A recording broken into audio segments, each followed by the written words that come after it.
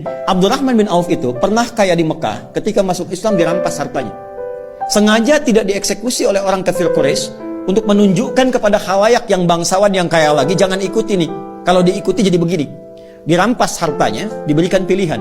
Kalau engkau tinggal di Mekah, tidak hijrah ke Madinah, ke Yathrib, kami berikan semua hartamu lagi, kami angkat jadi orang hartawan yang paling tinggi statusnya, dan kami muliakan semuanya. Tapi kalau engkau memilih hijrah, kami rampas semua hartamu, silahkan pergi, jangan bawa apapun, kecuali pakaian yang melekat di badan. Sengaja nggak dieksekusi. Beliau memilih berangkat untuk hijrah. Yang jadi persoalan, itu istrinya, keluarganya. Mau ikut suami, bawa pakaian, silahkan pergi. Belum tentu selamat, 400 kilo. Tapi kalau engkau tinggal di sini, kami berikan semua harta suamimu, dan silahkan pilih pemuda paling tampan yang mau dinikahi, kami fasilitasi. Ternyata istri beliau tidak ikut suaminya, tinggal di Mekah pada saat itu. Ini tahapan penghuni surga Firdaus itu, levelnya saling bertahap. Allah tidak akan mungkin memberikan kemampuan maksimal di sini kalau kita belum melewati yang ini dengan optimal. Maka apa yang terjadi? Beliau hijrah, dan sebelum hijrah itu sudah mendapatkan pendidikan sholat khusyuk dari Nabi. Inilah nanti yang bisa kita jadikan sebagai panduan bagaimana belajar sholat khusyuk. Dilatih oleh Nabi 3 hal. 1, gerakannya dari takbir sampai salam. 2, bacaannya, apa yang mengiringi gerakan itu. Yang 3, hikmahnya. Karena semua gerakan dan bacaan sholat itu ada maknanya.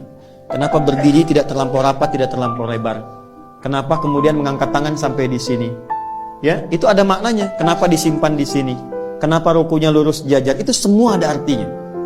Secara singkat diajarkan oleh Nabi, hijrahlah beliau kemudian ke Yathrib yang kelak jadi Al-Madinah Al-Munawwarah. Maka sampai sana kemuliaan masyarakat Madinah yang sampai sekarang diabadikan di Quran surah 59 ayat 9 sampai 10. Wa yu'thiruna 'ala anfusihim walau kana bihim khassasah. Karena itu disebut Ansar.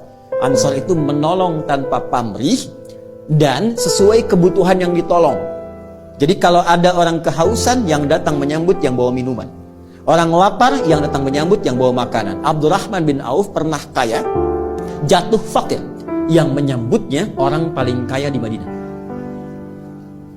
Pilihannya 2. Perhatikan baik-baik. Akhil karim, bahas kita, saudaraku yang mulia. Sami'tu annaka kunta ghaniyya. Saya dengar Anda pernah kaya sebelum kesini. Kalau ingin kaya lagi, ambil setengah harta saya. Dan saya dengar Anda ditinggalkan istri Anda di Mekah. Pilih perempuan paling cantik di Madinah. Sekalipun bagian dari keluarga saya akan fasilitasi pernikahannya. Apa jawaban Abdurrahman bin Auf? Jazakallahu khaira, arini ainal aswaq. Semoga Allah memuliakan dan memberikan Anda pahala. Cukup tunjukkan kepadaku di mana pusat bisnisnya. Berdiri. Kalau masih mampu menegakkan diri kita, jangan gantungkan kehidupan pada orang lain. Cuma 2 tahun. Dari penyalur kambing, 2 tahun hartanya bertambah, 3 tahun jadi orang paling kaya pada masa itu. Dari nomor 3, nomor 2 langsung jadi nomor 1. Dan Abdurrahman bin Auf setelah menjadi kaya, sepeninggal Nabi, heboh Madinah, pekerjaannya setiap bulan cuman menyantuni semua orang di Madinah. Yang sudah nggak bisa bekerja disantuni sepertiga orang Madinah. Yang belum punya pekerjaan sepertiga dimodali oleh beliau. Yang sudah ada diinfaki oleh beliau. Jadi sekampung Madinah, sekota pada saat itu mendapatkan bagian dari hartanya Abdurrahman bin Auf. Jadi cari kerjanya tuh untuk amal. Apakah berkurang hartanya? Tidak, malah makin kaya. Malah makin kaya. Ada riwayat yang memang perlu diverifikasi, tapi diduga benar. Bahwa ketika heboh datang hartanya Abdurrahman bin Auf dengan banyaknya unta. Banyak unta, dalamnya ada mutiara, emas, macam-macam dan sebagainya. Kata Sayyidah Aisyah, aku mendengar hisabnya Abdurrahman bin Auf itu tidak mudah, saking banyaknya.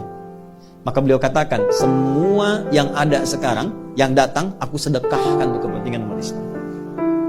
Semua. Kalau ada 600 truk isinya emas, perak, mutiara, berlian dan sebagainya, diberikan kalimat ringan begitu, semua disedekahkan. Dan beliau kan termasuk yang dimuliakan ke surga dengan cepat. Kebangetan kayanya dan cepat banget masuk surganya.